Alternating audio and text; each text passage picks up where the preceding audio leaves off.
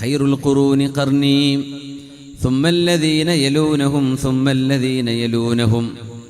ഏറ്റവും നല്ല നൂറ്റാണ്ട് എൻ്റെ നൂറ്റാണ്ടാണ്. അല്ലാഹുവിൻ്റെ ഹബീബ് പറയാം സല്ലല്ലാഹു അലൈഹി വസല്ലം. സുമ്മല്ലദീന യലൂനഹും, പിന്നെ എൻ്റെ നൂറ്റാണ്ടിനോട് ഹബീബിൻ്റെ കാലഘട്ടത്തോട് ചേർന്ന് വന്നവർ. സുമ്മല്ലദീന യലൂനഹും, പിന്നെ അവരോട് ചേർന്ന് വന്നവർ. സ്വഹാബികൾ, താബിഈങ്ങൾ, തബഉ താബിഈങ്ങൾ. അവർ ജയിക്കാൻ കാരണമായ രണ്ട് കാരണങ്ങൾ, അതുകൊണ്ടേ നമ്മളും ജയിക്കുള്ളൂ. എന്താണത്?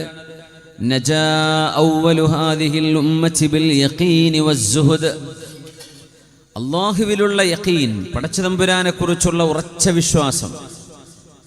സുഹദ് എന്ന് പറഞ്ഞാൽ ദുന്യാവിന് വില കൊടുക്കാതിരിക്കുക എന്നതാണ്, പരിത്യാഗം. സുഹദ് കൊണ്ടാണ്. അതോടൊപ്പം തന്നെ യഖീൻ. പുണ്യനബി തങ്ങൾ പറയുന്നത് അല്ലാഹുവിൻ്റെ വചനമാണ്, അല്ലാഹു നൽകുന്ന വഹിയാണ്. വിശുദ്ധ ഖുർആൻ അല്ലാഹുവിൻ്റെ കലാമാണ്. അതിൽ ലാ യഅ്തീഹിൽ ബാതിലു മിൻ ബൈനി യദൈഹി വലാ മിൻ ഖൽഫിഹി, ഒരിടത്തു നിന്നും ബാത്തിൽ ഖുർആനിലേക്ക് കടന്നുകൂടൂല. മുമ്പെന്നും പിറകിന്നും താഴെന്നും മേലെന്നും ഒരിക്കലും. അല്ലാഹുവിൻ്റെ ഖുർആൻ സംശുദ്ധമായ അറിവിൻ്റെ നിറകുടമാണ്.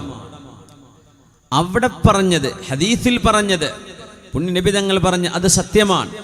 അവിടെ പിന്നെ അതൊരു അൺക്വസ്റ്റ്യനബിൾ ട്രൂത്ത്, ഒരിക്കലും ചോദ്യം ചെയ്യാൻ പാടില്ലാത്ത സത്യമാണ്. ഇൻഫാലിബിൾ എന്ന് പറയും. ഇത് ഒരു മുഅ്മിനായ മനുഷ്യൻ്റെ വിശ്വാസത്തിൻ്റെ ഭാഗമാണ്. ആ വിശ്വാസമില്ലെങ്കിൽ അവർ ഇസ്ലാം എന്ന് പുറത്താണ്. എന്താ പറഞ്ഞത്? പുണ്യനബി തങ്ങൾ പഠിപ്പിച്ചതോ അവിടെ നിന്ന് നിർദ്ദേശിച്ചതോ ആയ കാര്യത്തിൽ ഇങ്ങനെ വേണോ എന്നൊരു ചോദ്യം പോലും ഒരു മുഅ്മിനായ മനുഷ്യനെ ഉന്നയിക്കുക പാടുള്ളതല്ല. ചില വിഷയങ്ങളിലെ യുക്തി എന്താണെന്ന് നമുക്ക് മനസ്സിലാവില്ല. ഖുഫയുടെ മേൽ തടവുക എന്ന് പറഞ്ഞ ഒരു ത്വഹാറത്തിന്റെ രീതിയുണ്ട്. വുളു എടുക്കുമ്പോഴേ ഖുഫ ധരിച്ച ആളുകൾ, സോക്സ് ധരിച്ചവരെ കുറിച്ചല്ല പറയുന്നത്. ലെതറിന്റെ സോക്സിനാണ് ഖുഫ എന്ന് പറയാം. അതിന് ചില ഷർത്തുകളൊക്കെ ഉണ്ട്. വുളുവോടുകൂടെ ഒരാളത് ധരിച്ചു കഴിഞ്ഞാൽ അന്നത്തെ ദിവസം, ഒരു ദിവസം അയാൾക്ക് പിന്നെ വുളു എടുക്കുമ്പോൾ ആ ഖുഫ അഴിക്കേണ്ട കാര്യമില്ല, അതിൻ്റെ മീതെ തടവിയാൽ മതി എന്ന മസ്അല. അൽ മസ്ഹു അൽ ഖുഫൈൻ നമ്മുടെ ഫിഖ്ഹിന്റെ കിതാബിലൊക്കെ പറയുന്ന ചർച്ചയാണ്.